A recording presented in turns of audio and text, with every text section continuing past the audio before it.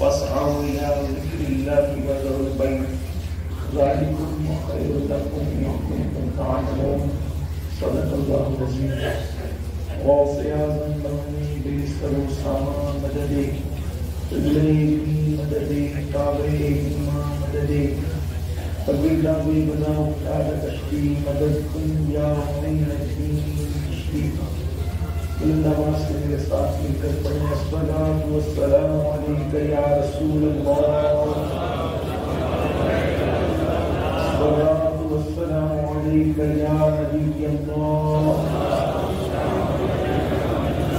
الصلاۃ والسلام علیک یا حبیب اللہ وعلى آلك وأصحابك يا نور الله صلى الله تعالى عليك وسلم. محترم گرامی پر حضور سیدی سرکار سید ملت سیدی مجید صاحب اللہ کا حکم میں نے نسائی کریمہ کی تلاوت کی. اللہ پاک اس کے متعلق مجھے حق کہنے اور آپ سب کو مقصود پر اس پر عمل کرنے اور سیاح کرنے کی توفیق عطا فرمائے. یہ ہم سب کا مقدر ہے کہ آج ہم اس مبارک مسجد میں نماز جمعہ ادا کرنے کا شرف حاصل کر رہے ہیں جس میں اپنے وقت کے بڑے بڑے روحانیت اور علم و دانش کے آفتاب و محتاب عظیم و شان شخصیتوں نے سجود نیاز لگائے ہیں. اللہ تبارک و تعالیٰ ان کے مقبول سجدوں کی خیرات ہم سب کے سجدوں کو شرف قبولیت عطا فرمائے. جمعہ کا یہ مبارک موقع ہے اور اللہ کے رسول صلی اللہ علیہ وسلم نے فرمایا جمعہ سید الایام ہے، یعنی یہ جمعہ تمام دنوں کا سردار ہے. جمعہ کو جمعہ کہنے کی بہت ساری وجوہات میں سے ایک وجہ یہ بھی ہے کہ اللہ کے رسول علیہ الصلوۃ والتسلیم کے آباء و اجداد میں ایک بزرگ تھے جن کا نام حضرت کعب بتایا جاتا ہے. تو حضور علیہ السلام کی آمد سے پہلے وہ خاندان کے لوگوں کو جمع کر کے آنے والے آخری نبی کی شان بیان کرتے تھے. تو اس جمع سے یہ جمعہ ہے. ایک اس کی وجہ یہ بھی کئی وجوہات سے ایک وجہ یہ بھی بیان کی جاتی ہے.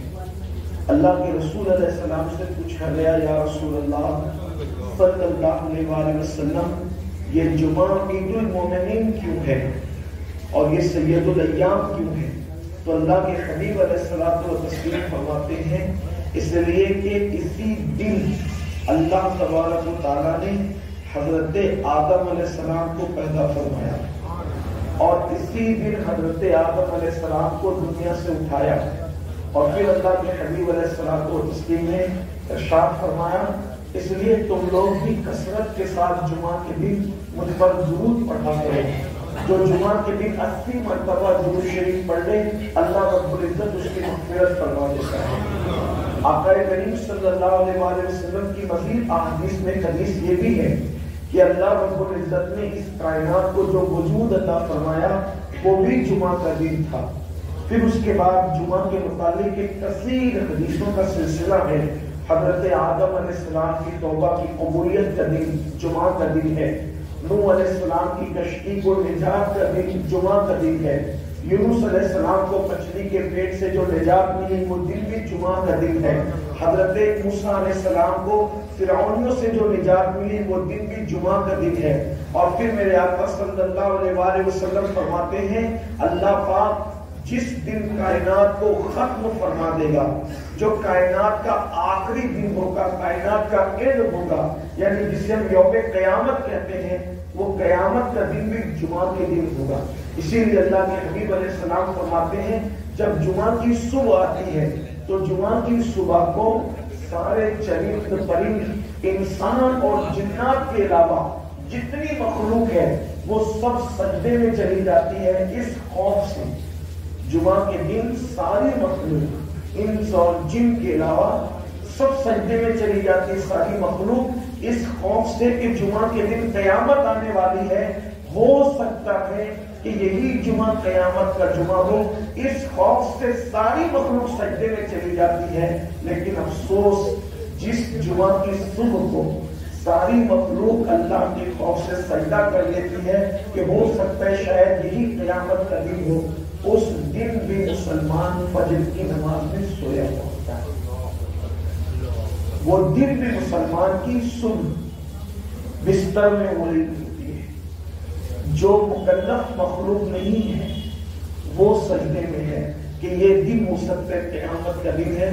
اور جن پر نماز فرض کی گئی، کم و بیش پورے قرآن میں 700 مرتبہ جس نماز کے پڑھنے کا اللہ نے الگ الگ انداز سے حکم عطا فرمایا ہے، ہماری جمعہ کی صبح اس حالت میں ہوتی ہے کہ ہم بستر میں سو رہے ہوتے ہیں. بہرحال پھر اللہ کے رسول علیہ الصلوۃ والتسلیم فرماتے ہیں کہ جس نے جمعہ کا غسل کیا، اللہ پاک ہر قطرے کے بدلے میں اسے ثواب عطا فرماتا ہے.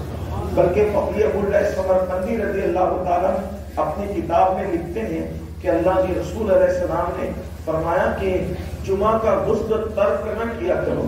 لقمان حکیم نے اپنے بیٹے کو وصیت کی کہ اے میرے بیٹے، اگر جمعرات کی رات کا کھانا تجھے نہ کھانا پڑے، مثال کے طور پر یا کل صبح جمعہ کا غسل کرنا ہے یا جمعرات کی رات میں شب جمعہ میں کھانا کھانا ہے، تو فرماتے ہیں اگر تیرے پاس پانی نہ ہو تو رات کا کھانا بیچ دے. شب جمعہ کا رات کا کھانا بیچ دے، یعنی جمعرات کی رات کا کھانا بیچ دے اور اس وقت تو بھوکا سو جا.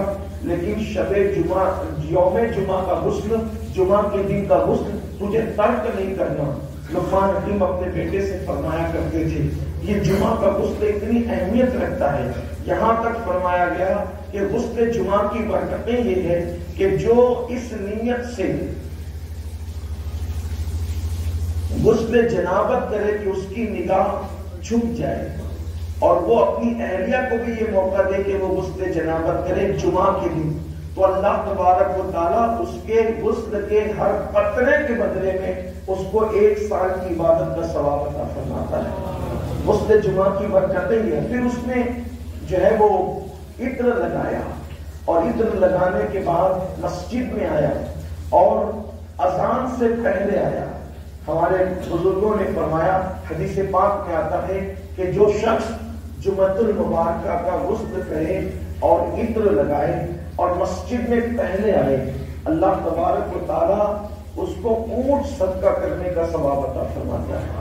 اونٹ کی قیمت اللہ رب العزت اسے صدقہ کرنے کا ثواب عطا فرماتا ہے. پھر اس کے بعد جو ہے الگ ترتیب بتایا گیا کہ جو اس کے بعد آئے، پھر اس کے بعد کا جانور، پھر جو اس کے بعد آئے، پھر اس کے بعد کا جانور. اختتام پر یہاں تک فرمایا جو اخیر میں آئے اللہ رب العزت اس کو اللہ کی راہ میں انڈے کی قیمت صدقہ کرنے کا ثواب عطا فرماتا ہے.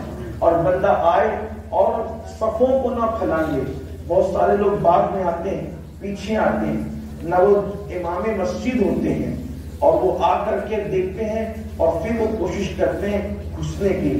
خاص طور پر محلے کے مالدار لوگ، محلے کے سیاسی لوگ، ایسے لوگ جو لوگوں کے درمیان اپنے چہرے کی تشہیر چاہتے ہیں، الا ماشاءاللہ سب کی بات نہیں، تو وہ چاہتے ہیں کہ وہ جمعہ کے دن آئے. بہت سے لوگ یا تو پنکھے کے نیچے گھس کے بیٹھے یا کوئی خاص جگہ تو لوگوں کو کھلائیں گے. حدیث پاک کا مفہوم ہے. ایک مرتبہ اللہ کے رسول صلی اللہ علیہ وسلم نے حضرت سیدنا ابو ہریرہ سے پوچھا، ابو ہریرہ کیا تم نے جمعہ کی نماز نہیں پڑھی؟ عرض کی یا رسول اللہ صلی اللہ علیہ وسلم، میرے ماں باپ آپ پہ قربان، میں نے تو آپ کی ابتدا میں جمعہ پڑھی ہے. پھر اللہ کے رسول علیہ السلام نے فرمایا ابو ہریرہ کیا تم نے جمعہ کی نماز نہیں پڑھی؟ پھر عرض کی یا رسول اللہ صلی اللہ علیہ وسلم، میرے ماں باپ آپ پہ قربان، میں نے تو آپ کی ابتدا میں جمعہ پڑھی. پھر اللہ کے حبیب علیہ السلام نے یہ پوچھا تو انہوں نے عرض کی آقا کوئی غلطی ہو تو آپ ارشاد فرمائیں. فرمایا ابو ہریرہ جو شخص صفوں کو پھلان کر کے آتا ہے گویا کہ وہ جہنم کی آگ کو پھلان کر ہوتا ہے. بہت سارے لوگ لوگوں کی پھلان کر آتے ہیں اس لیے اچھا کچھ لوگ ایسے بھی ہوتے ہیں آئیں گے پہلے مسجد میں لیکن وہ دیوار کا کونا پکڑ کر بیٹھ جاتے ہیں، اسی طریقے سے پنکھے کے نیچے بیٹھ جاتے ہیں یا اپنی پسند کی جگہ بیٹھ جاتے ہیں، پیچھے بیٹھتے چلے جاتے ہیں، آگے نہیں آتے۔ آداب مسجد یہ ہے کہ جب مسجد میں آؤ تو جہاں جگہ خالی ہو پہلی صف میں بیٹھتے رہو، آگے کی صف پہ بیٹھتے رہو، اور یہاں تک فرمایا کہ اگر لوگوں کو صف اول میں بیٹھنے کا پتہ چل جائے کہ صف اول میں بیٹھنے کی فضیلت کیا ہے تو پہلی صف میں بیٹھنے کے لیے مسجد میں تلواریں چلنے لگے، لوگ پہلی صف میں بیٹھنے پر اتنی سخت کریں۔ اور ایک مقام پر فرمایا کہ اگر پہلی صف میں بیٹھنے کا لوگوں کو شرف پتہ چل جائے، فضیلت پتہ چل جائے تو مسجد کے اندر لوگ قول اندازیاں کرنے لگے کہ پہلی صف میں کون بیٹھے گا۔ لیکن کتنے افسوس کی بات ہے کہ ہم جہاں جاتے ہیں ہر جگہ آگے رہنے کی کوشش کرتے ہیں، لیکن مسجد کے اندر اگر صف کھڑی بھی ہو جائے، نماز بلکہ جماعت کھڑی ہو جائے اور صف میں جگہ کھانے پہ دوسرے کو بولتے تو آگے جا تو آگے جا، یاد رکھیے آؤ تو پہلے اگلی صفوں میں بیٹھو۔ تو فرمایا گیا کہ جس نے مسجد میں حاضری دی جمعہ کے آداب بجا لائے اور پھر اس نے جو ہے وہ فضول گوئی نہیں کی،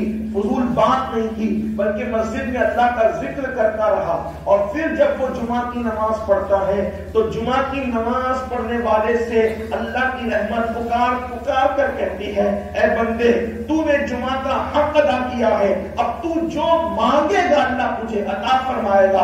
اور یہاں تک فرمایا جاتا ہے کہ جب بندہ اس آداب کے ساتھ جو جمعہ کے آداب ہیں وہ ادا کر کے جمعہ لوٹتا ہے تو فرشتوں کو کہا جاتا ہے اس کے گھر لوٹنے سے پہلے اعلان کر دو کہ اللہ رب العزت نے اس کو گناہوں سے ایسے پاک کر دیا جیسے وہ آج ہی اپنی ماں کے شکم سے پیدا ہوا ہے۔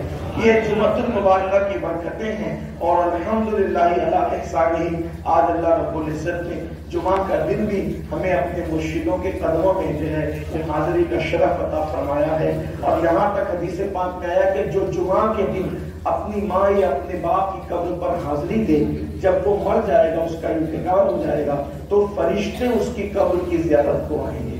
اس لیے جمعۃ المبارکہ کے دن ان چیزوں کا اہتمام کرنا چاہیے، اور جو جمعہ کی حرمت کی وجہ سے، جمعہ کے احترام کی وجہ سے اپنے گناہوں کو اپنے آپ کو گناہوں سے بچاتا ہے، گناہوں سے محفوظ اپنے آپ کو رکھتا ہے، اللہ تبارک و تعالیٰ اس سے اپنی رضا کا اعلان فرماتا ہے، اپنی افسوس سے خوشی کا اعلان فرماتا ہے۔ میرے آقا صلی اللہ علیہ وسلم کے دیوانوں، لیکن کتنے افسوس کی بات ہے کہ جمعہ آتا ہے پھر ہم انتظار کرتے ہیں۔ کیا انتظار کرتے ہیں؟ ابھی تو پہلی اذان ہوئی ہے، جب دوسری اذان ہوگی تب جائیں گے، ابھی تو امام صاحب بیان کر رہے ہوں گے، جب امام صاحب کا بیان ختم ہوگا تب جائیں گے۔ یاد رکھیے کہ میرے آقا صلی اللہ علیہ وسلم کے اصحاب اور اصحاب کے بعد سے لے کر تابعین، تبع تابعین، ائمہ مجتہدین کے ادوار آپ دیکھیں، اور بعد کے سارے صالحین کی زندگی آپ دیکھیں کہ وہ کوشش کرتے تھے کہ جمعہ کی اذان مسجد میں سنیں۔ اور دنوں میں جو ہے وہ جو اذان جمعہ، ہر اور دنوں کے اندر جماعت اور اذان کا معاملہ دوسرا ہے، اور دنوں میں اذان سن کر کے ہم مسجد میں جماعت سے پہلے کبھی بھی آ سکتے ہیں، لیکن جمعہ کے لیے اللہ پاک کا وہ ارشاد ہے اذا نودی للصلاۃ من یوم الجمعہ فاسعوا الی ذکر اللہ وذروا البیع ذالکم خیر لکم ان کنتم تعلمون۔ اے ایمان والو، جب جمعہ کی اذان سنو تو خرید و فروخت کو بند کر دو، کاروبار بند کر دو۔ جب اذان جمعہ ہمارے کانوں سے ٹکرا جائے اور اذان جمعہ کی آواز ہمارے کانوں میں آ جائے تو اس وقت اللہ فرماتا ہے کہ تم لوگ خرید و فروخت کو بند کر دو اور کیا کرو، فاسعوا الی ذکر اللہ، اللہ کے ذکر کے لیے دوڑ پڑو۔ یہاں دوڑنے سے مراد بھاگنا نہیں، بلکہ دوڑنے سے مراد جو ہے یعنی اجلت کرو، جلدی کرو، وہاں سے مسجد کے لیے روانہ ہو جاؤ۔ کھانے پینے کی بھی کوشش نہ کرو، ہو سکے تو اگر بھوک کا غلبہ نہیں ہے اور بغیر کھائے چل سکتا ہے، یعنی بھوک کی شدت نہیں ہے کہ توجہ بانٹنے والی بھوک نہیں ہے، کوئی ایسی حاجت نہیں ہے، حاجت سے فارغ ہو تو جلدی سے مسجد کی طرف چل پڑو۔ کیا ہوگا؟ اللہ کے ذکر کے لیے چل پڑو، اور اللہ رب العزت فرماتا ہے یہ تمہارے لیے بہتر ہے اگر تم جانو۔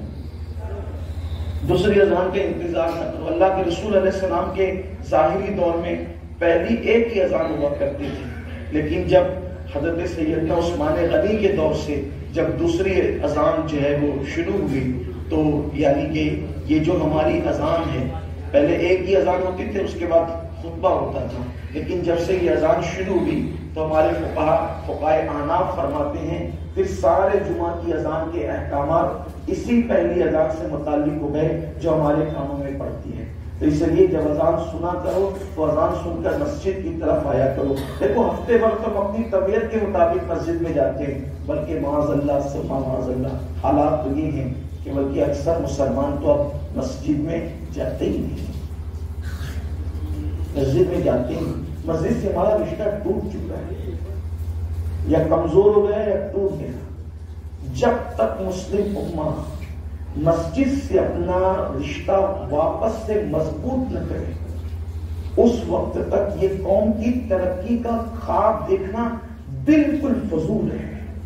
ہم بڑی بڑی عمارتیں تعمیر کر لیں، بڑی بڑی یونیورسٹیاں تعمیر کر لیں، بڑے بڑے مدارس تعمیر کر لیں، بڑے بڑے اسکول تعمیر کر لیں، ہم تاجر بن جائیں، ہم ادیب بن جائیں، ہم نقیب بن جائیں، مفکر بن جائیں، مدبر بن جائیں، لیکن جب تک مسجد سے وہ رشتہ جو اصحاب مصطفیٰ کا رشتہ تھا، جب تک مسجد سے وہ رشتہ جو اولیاء اللہ کا رشتہ تھا وہ رشتہ ہمارا قائم نہیں ہوتا، اس وقت تک کہ مسلم امت کامیاب ہو نہیں سکتی. میں یہ نہیں کہتا کہ مال کی اہمیت نہیں، میں یہ نہیں کہتا ایجوکیشن کی اہمیت نہیں، اہمیت سب کی ہے، لیکن نماز کے بعد.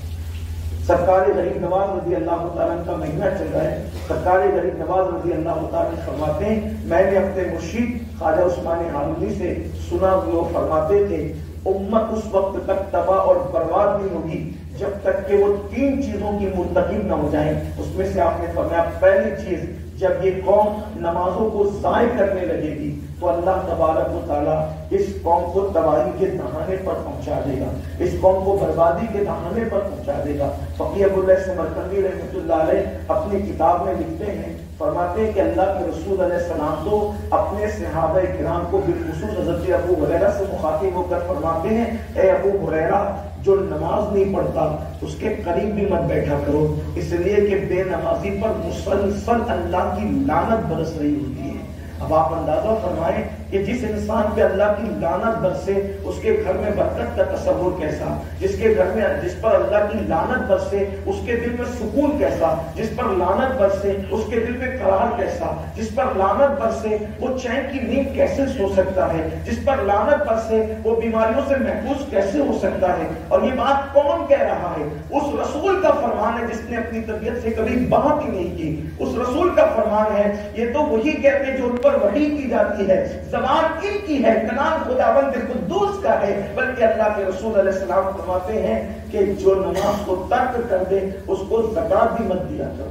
اکال اسلام فرماتے ہیں اس کو زکات بھی نہ دو جو نماز ترک کر دے. میرے بھائیوں ہم اپنے بزرگوں کے یہاں آئے ہیں، بزرگوں کا اور ہمارا رشتہ صرف یہ نہیں کہ ہم عرس میں آ کر کے فاتحہ دیں، عرس میں آ کر صرف پھول چڑھا کر چلے جائیں، عرس میں آ کر اپنے مشائخ کی دسترسی کر کے چلے جائیں، بلکہ ان آراز کا مقصد یہ ہے کہ ہمارے اسلاف نے بزرگوں نے جس شان کے ساتھ زندگی گزاری ہے شریعت مطالعہ پر عمل کر کے ہمیں شریعت مطالعہ پر عمل کرنا ہوگا. اپنی گفتگو کو سمیٹتے ہوئے آخری بات عرض کرتا ہوں، آج عرس ہے سرکار نور کا، نور العارفین سیدی ابو حسین احمد نوری رحمۃ اللہ علیہ. آپ اکثر ارشاد فرمایا کرتے تھے، سیدی سرکار بابا فرید الدین گنج شکر رحمۃ اللہ تعالی علیہ کا قول نقل فرماتے تھے کہ انسان کا حال یہ ہے کہ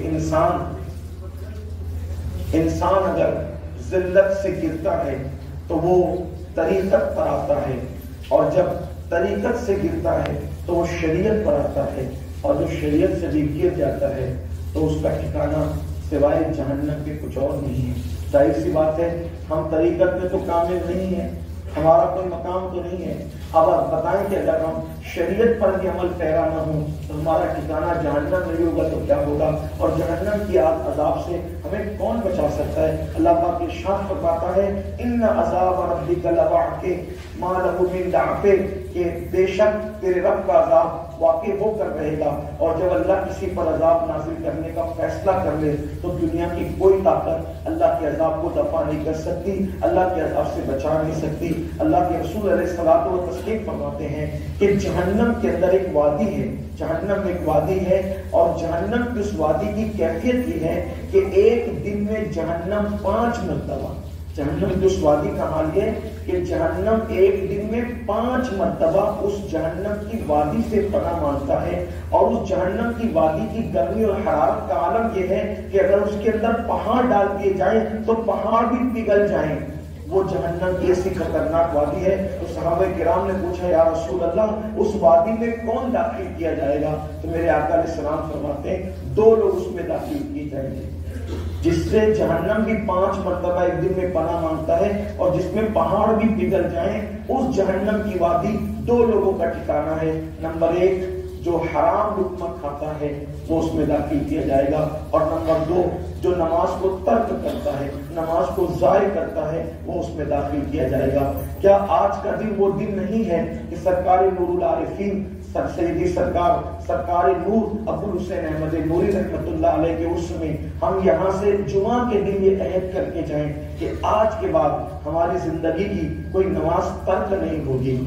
ہم تو سر میں درد ہوتا ہے تو بھی نماز چھوڑ دیتے ہیں، ہم تو بچہ بیمار ہوتا ہے تو بھی نماز چھوڑ دیتے ہیں، ہمارا حال یہ ہے میرے بھائیوں۔ لیکن اللہ کے رسول علیہ السلام کی زندگی کا وہ خوبصورت لمحہ بھی صحابہ کرام نے بیان کیا کہ اللہ کے رسول صلی اللہ علیہ وسلم جب مرض وصال میں تھے اور بظاہر اللہ کے رسول علیہ الصلوۃ والتسلیم پر ایسا وقت آیا کہ حضور علیہ السلام مسجد تک چل کر اپنے قدموں پر نہیں جا سکتے تھے، تو اللہ کے رسول علیہ الصلوۃ والتسلیم نے 2 صحابہ کے کندھوں پر اپنا ہاتھ رکھا اور 2 صحابہ کے کندھوں کا سہارا لے کر اس شان سے اللہ کے رسول مسجد کی طرف تشریف لے گئے کہ حضور علیہ السلام کے قدم زمین سے مس ہو رہے تھے۔ اس شان سے اللہ کے رسول علیہ السلام مسجد کی طرف تشریف لے گئے۔ لیکن کتنے افسوس کی بات ہے، اسی رسول کی ماننے والی قوم طاقت ہے، قوت ہے، گھنٹوں گھنٹوں ہم کھڑے رہ کر کے باہر بات کر سکتے ہیں، لیکن جب مسجد میں آنے کا وقت ہوتا ہے تو کوئی نہ کوئی بہانہ تلاش لیتے ہیں۔ یاد رکھیے